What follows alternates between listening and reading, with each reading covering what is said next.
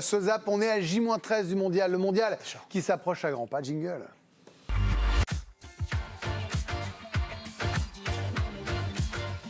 Et on va commencer avec des nouvelles évidemment du Ballon d'Or français Karim Benzema qui a déclaré forfait ce week-end. On va écouter son entraîneur Carlo Ancelotti nous parler de sa situation. Karim ne va pas jouer car les sensations ne sont pas bonnes. Il s'est entraîné vendredi, on pensait qu'il se sentait bien, mais il a eu un peu mal, donc il ne sera pas disponible pour le match. Voilà, alors il se sentait mal, il n'était pas très bien. Est-ce qu'on commence à s'inquiéter un petit peu pour Karim Benzema? Regardons vos ardoises. Vous me dites oui pour Alicia. Non, j'ai confiance, c'est de la précaution donc pour Karim Benani. Oui, on s'inquiète pour Olivier Bossard. Non, pas inquiet pour Nabil Djellit, pas du tout, évidemment, pour Pierre Bouvi et forcément un peu.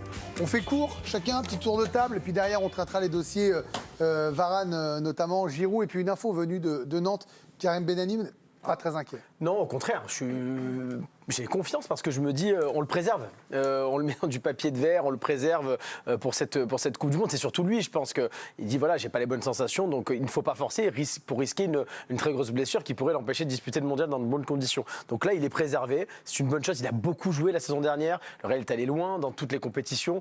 Donc c'est une bonne chose qu'à 13 jours du mondial, Benzema soit préservé pour arriver à bloc dès le premier match de la Coupe du Monde. Alors, il fait la moue à vos côtés. Olivier Bossard n'est pas du tout d'accord avec vous. Oui, non, en fait, moi, c'est tout l'inverse. Le fait que ça dure quand même depuis un moment. Le Real n'a pas pléthore de solutions devant et il ne revient toujours pas. Ça veut dire que c'est compliqué pour lui. Et ce qui m'inquiète, en fait, justement, c'est le fait qu'il ne rejoue pas de match d'ici la Coupe du Monde. Il va arriver directement en Coupe du Monde, sans rythme. Là, on rentre dans une Coupe du Monde où il va mettre son corps dans le dur avec du stress, avec de l'intensité. Et je pense que ça va être compliqué pour lui. Ouais. C'est le grand débat. Du rythme ou du rythme ou du repos, quoi.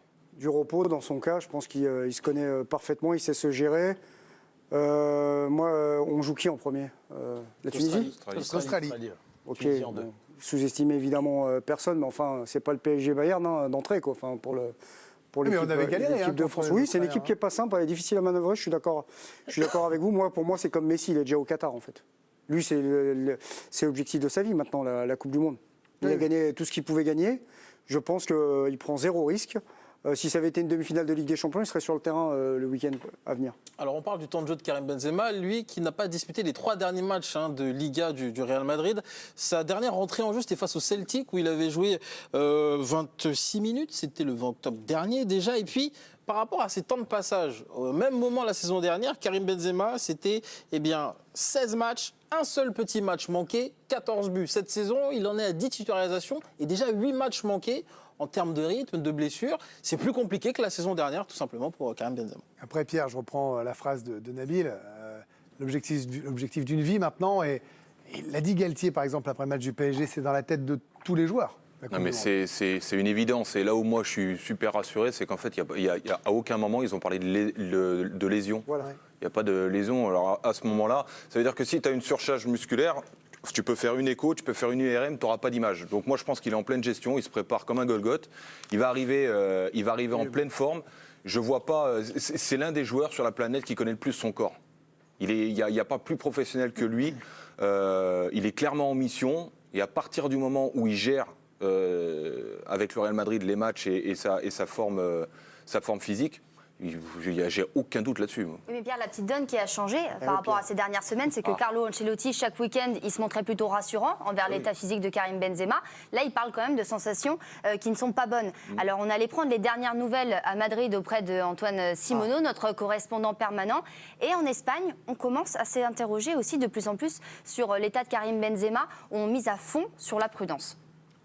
Au Real, on m'a quand même assuré que sa participation à la Coupe du Monde n'était pas compromise. Benzema, lui, fait tout d'ailleurs pour ne pas aggraver sa blessure. Il ne prend aucun risque et est persuadé qu'il sera bien de la partie pour disputer le mondial avec l'équipe de France. Après, dans quel état et dans quelles conditions physiques, c'est là toute la question et tout le problème.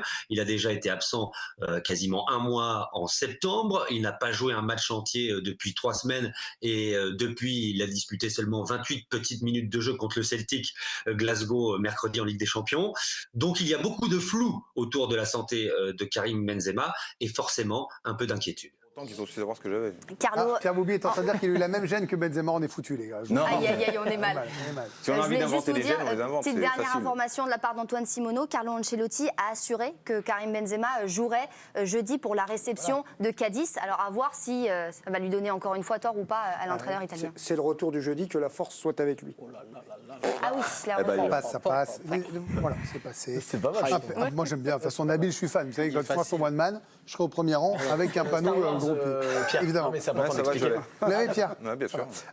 Autre info concernant Raphaël Varane. Oui, une bonne info pour les Bleus, pour l'équipe de France. Eh bien, normalement, Raphaël Varane sera apte pour la Coupe du Monde au Qatar. Le Français qui s'était blessé à la cuisse droite le 22 octobre dernier avec United. Souvenez-vous, il avait quitté la pelouse en pleurs, avait continué bien sa phase de réathlétisation du côté de Clairefontaine. Il va beaucoup mieux et pourrait même reprendre l'entraînement lundi prochain s'il est appelé par Didier Deschamps. On le rappelle, c'est mercredi, la liste de Deschamps. Alors, les pleurs, ça ne nous avait pas rassurés. On a besoin de lui en tant que patron oui, ça, c'est sûr. sur le terrain pour la défense, Pierre. Oui, on a besoin de lui. Après, moi, je suis pas super rassuré parce que bon non, mais c'est la vérité parce que la vraie différence, c'est que c'est pas un coup, c'est pas une entorse, c'est une lésion. Une lésion, il y a un risque de rechute qui est monumental. En plus, encore plus quand tu te dépêches pour reprendre avant une compétition. Moi, je le vois pas. Je le vois pas commencer la Coupe du Monde à 100%, c'est tout. Après, c'est mon point de vue. Je suis pas peut-être un peu négatif. Tout le monde est- D'habitude, je suis toujours comme- super optimiste, Oui, mais c'est là, vrai. j'ai un peu. Tout le monde de est doute. inquiet comme Pierre ou Il a raison. Vu ses pleurs il y a quelques jours, oui, il sera apte, mais pas du tout à 100% tout le long de la compétition. Et c'est ce qui est très très inquiétant parce que le vrai chantier en équipe de France, c'est derrière. Bon, on a une autre info concernant l'équipe de France, Julien. Bien sûr, on va parler de Jules Koundé, le défenseur central du Barça, qui s'était blessé aux ischios, lui, de la cuisse gauche. C'était face à Valence. Il ne jouera pas demain face à Osasuna. C'est ce que Xavi nous a confié. Mais l'entraîneur catalan expliquait également qu'il n'y avait pas trop de risques quant à la participation de Koundé au Mondial. Donc voilà. Bon, Koundé, il sera là. Il se repose, il se gère, ces garçons savent que c'est dans la tête.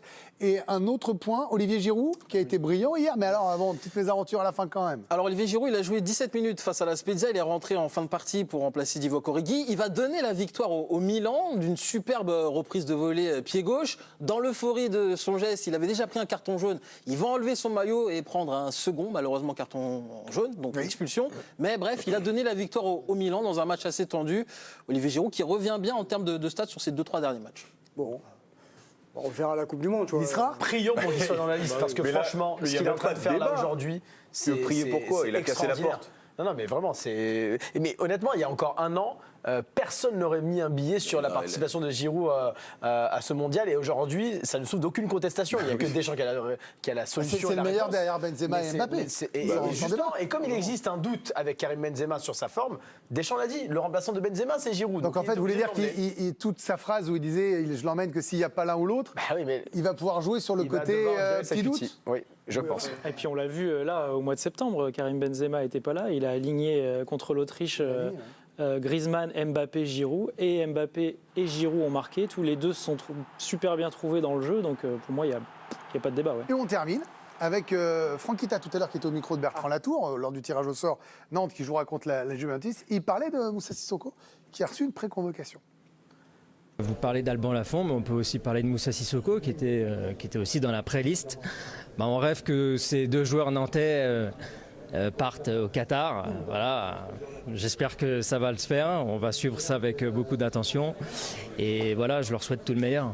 Est-ce qu'il pourrait être la surprise avec ce patron qui peut manquer à certaines lignes pour être le cinquième milieu d'équipe de France ?